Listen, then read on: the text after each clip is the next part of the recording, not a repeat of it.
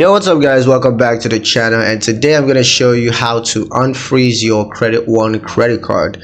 It's going to be a really quick video. Let's just get straight into it. So the first thing you're going to do is to sign into your Credit One account. You can do that online, or you can do that through the mobile app.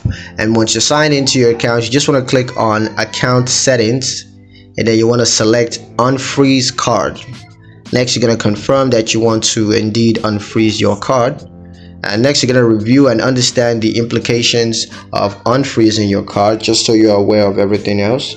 And once that's done, you just want to wait for Credit One to process the unfreeze, and then you can review and confirm that your card has indeed been unfrozen.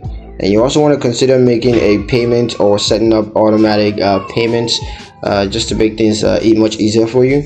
And in case you have any issues, you can just contact Credit One's customer support, and they're going to help you to sort out those issues. So yeah, that's pretty much it on how to unfreeze your Credit One credit card.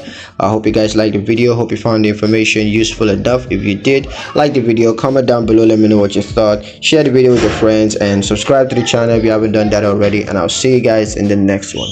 Peace.